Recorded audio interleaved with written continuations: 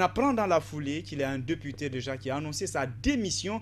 Il s'agit de l'honorable Ousmane Kaba. Pourquoi cette décision et quel avenir politique pour l'ancien ministre de l'économie? En tout cas, on aura l'occasion de lui poser cette question tout au long de cette émission. Honorable, bonsoir et bienvenue dans Rien à cacher. Bonsoir. C'est un plaisir pour nous de vous recevoir et on pense bien entendu que d'ici la fin de cette émission, on va découvrir quelques sujets cachés dans cette émission. Et cette petite question, hein, vous aimez qu'on vous appelle honorable ou monsieur le président? Finalement. Docteur Ousmane Kaba. Bien. Docteur, donc bonsoir et bienvenue dans Rien à cacher. Également la chance de poser quelques questions à l'honorable, disons, à docteur Ousmane Kaba, donc désormais docteur Ousmane Kaba, sur la gestion de la Guinée pendant l'année 2018. Pourquoi pas d'ailleurs ces 7 ou 8 dernières années en tout cas. On va donc poser la question tout à l'heure, tout au long de cette émission. Docteur, pour commencer, on apprend que vous avez annoncé votre démission de l'Assemblée nationale bien avant le 13 janvier. Peut-on savoir les raisons? Non, parce que la date de cette Assemblée expire le 13 janvier. Donc en fait, c'est pour annoncer ma non-participation à un éventuel prolongement du mandat, ce qui n'est pas légitime. Nous avons reçu un mandat du peuple de Guinée pendant 5 ans. Au bout de 5 ans, nous devons avoir l'honnêteté de rendre au peuple son mandat et que les Guinéens puissent se présenter pour une nouvelle Assemblée nationale. C'est ce qui est conforme à la Constitution, mais aussi à l'éthique et à la morale.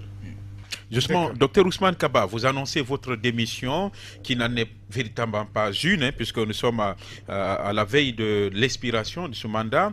2 questions. La première, vous confirmez qu'aujourd'hui, il y a des manœuvres au sein de l'Assemblée nationale parmi des députés qui veulent prolonger leur mandat, comme l'a dit monsieur le président du bloc libéral, monsieur Fayami Limono, qui a dit qu'il soupçonne des députés de vouloir prolonger leur mandat. C'est la première question. La deuxième question, c'est qu'aujourd'hui, on ne comprend rien. Vous affirmez que le 13 janvier, le mandat de cette Assemblée nationale arrive à terme, mais si vous interrogez, par exemple, docteur Djalikatou Diallo, elle dit non.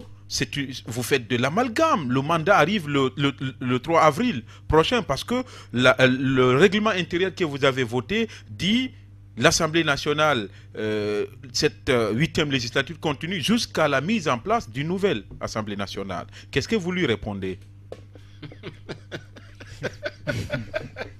Vous pensez que c'est drôle, honorable? Bien sûr que c'est drôle. Allez-y. D'abord, ce n'est pas à l'Assemblée de définir son propre mandat.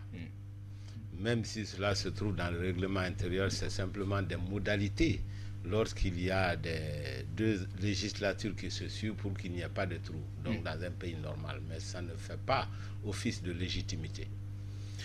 J'ai toujours dit, revenons au fondamental. Le fondamental, c'est quoi? C'est le peuple de Guinée qui a donné mandat à des députés pour 5 ans. Et lorsque ce mandat arrive à expiration, soyons honnêtes, nous devons rendre au peuple de Guinée son mandat. Et c'est au peuple de donner mandat à d'autres députés. Comment est-ce que le peuple donne mandat à d'autres députés? En organisant, il faut que le gouvernement organise les élections avec la CENI. C'est ce qui est normal, c'est ce qui est dans la Constitution. Mais ce qui se passe, c'est que tout le monde fait comme si le 13 janvier 2019 n'était pas prévisible. Soyons sérieux, nous ne sommes pas un pays en guerre. Tout est dans la Constitution, on a été élu pour ça. C'est à ceux qui sont responsables d'organiser les élections en Guinée qui doivent le faire à date. C'est tout. Tout le reste, c'est du verbiage. Il ne faut pas chercher à prolonger ce qui n'est pas à vous. Donc il y a certains parmi vous qui seraient favorables, probablement, à cette option. Mais, évidemment, justement, un monde est fait de tout. Il y a des gens qui voient des avantages à continuer, ce qui les arrange. Mais c'est une question aussi, au-delà de la question politique, c'est une question individuelle. Bien. Nous n'avons pas la possibilité, parfois, d'influencer le monde entier, mais nous sommes suffisamment responsables pour prendre des décisions personnelles. C'est une décision personnelle, non pas de démissionner, comme vous le dites d'ailleurs, c'est parce qu'il y a confusion dans la cité, mais de mettre fin selon ce qui est prévu par la Constitution à notre rôle de député.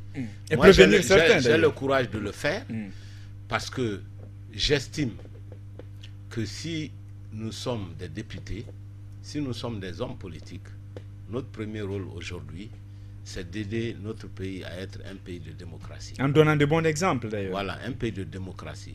Il ne sert à rien de passer le temps à raconter des histoires et à attaquer le gouvernement quand vous-même vous n'êtes pas capable de respecter les règles de la démocratie et de l'alternance. Voilà. Bien, voilà. Alors, docteur Ousmane Kaba, est-ce qu'à votre avis, c'est politiquement correct de démissionner quelques jours seulement avant la fin du mandat du Parlement guinéen? J'ai envie de savoir, qu'est-ce que les députés aujourd'hui qui ont envie de jeter l'éponge ont pu faire pour ne pas que les élections soient organisées en amont? Qu'est-ce que vous avez pu faire? D'abord, ça c'est la première question. La deuxième question, après 5 ans passés à l'Assemblée nationale, est-ce qu'à votre avis, ce Parlement qu'on avait reflétait un peu les aspirations des Guinéens? Quel bilan tirez-vous de votre mandat aujourd'hui?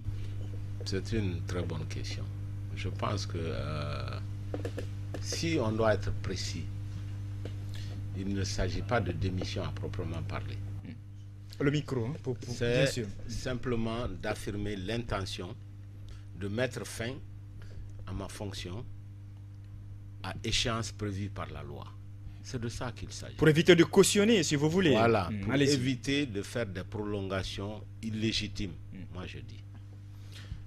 Mais qui ne sont pas illégales. Bien sûr. Bien. Il y a une différence entre la légalité oui, et justement, la précision, elle est importante. Non.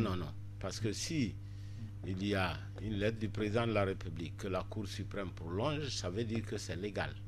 Mais est-ce que pour autant c'est légitime? Ce n'est pas à la Cour suprême de nommer des élus du peuple. Ni au président de la République.